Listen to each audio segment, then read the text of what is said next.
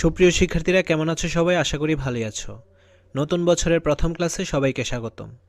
আজকে আমরা আলোচনা করব আনন্দময় কাজের সন্ধানে। এই অধ্যায়টির ছক ১.১ এবং ছক ১.২ এই দুইটা ছক নিয়ে। এই রিডিংগুলো অবশ্যই তোমরা নিজেরা পড়ে নিবে, ঠিক আছে? আমি বরং ছকের অ্যান্সারগুলো দিয়ে দিই। ছক ১.১ ফিরে দেখা। চলো এখন আমরা এর অ্যান্সার স্ক্রিপ্টে চলে যাই। যেসব নিজ কাজ আমি নিয়মিত করি: নিজের বিছানা নিজে গোছানো, নিয়মিত খেলাধুলা করা, নিজের খাবার খাওয়া, দাঁত ব্রাশ করা, মোবাইলে গেমস খেলা। আমি এই অ্যান্সারগুলো দিয়েছি, তুমি যে এই অ্যান্সারগুলোই দিবে এমনটা না, তুমি তোমার মতো করেও অ্যান্সার তৈরি করে নিতে পারো।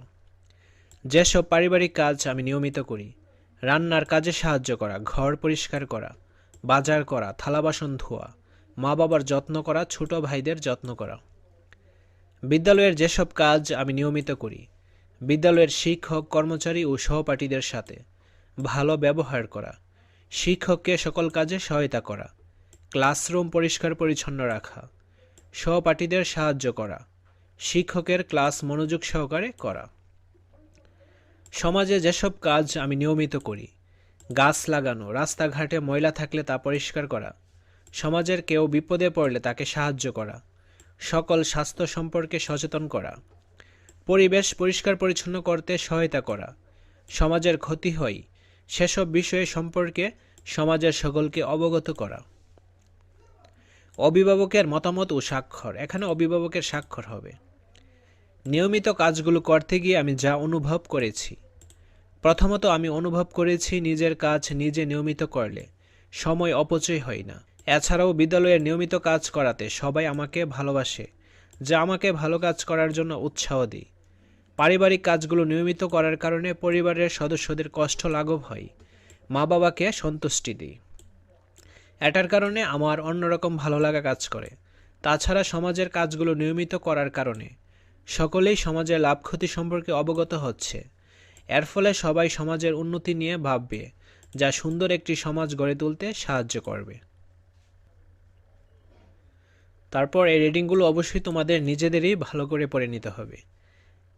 একক কাজ: তুমি তোমার পরিবারের যেসব কাজে সহযোগিতা করো সেখান থেকে আর্থিক কাজগুলো শনাক্ত করে তালিকাটি পূরণ করো এবং এর আনুমানিক আর্থিক, এটি হতে পারে সাপ্তাহিক কিংবা মাসিক হিসেবে, মূল্য নিরূপণ করো।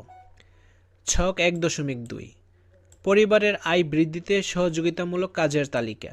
তো এখন আমরা এই ছকটার অ্যান্সার স্ক্রিপ্টে চলে যাই।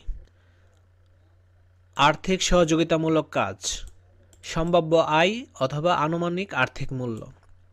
নিজের কাপড় নিজে ইস্ত্রি করা ৬০০ টাকা, স্কুলে হেঁটে যাওয়া ৫০০ টাকা, পরিবারের বিভিন্ন কাজে শ্রমিকের বদলে নিজে করা ২০০০ টাকা, টিফিনের সময় বাইরের খাবার না খেয়ে বাড়ি থেকে খাবার বানিয়ে নেওয়া ৭০০ টাকা, অপ্রয়োজনীয় জিনিস ক্রয় না করা ৫০০ টাকা, গ্যাস বিদ্যুৎ ও পানি ব্যবহারে সাশ্রয়ী হওয়া ১০০ টাকা, নিজের কাপড় নিজে সেলাই করা ৩০০ টাকা, অনলাইন প্ল্যাটফর্মে কন্টেন্ট তৈরি করা ৮০০ টাকা, মোট আয় ৫৫০০ টাকা।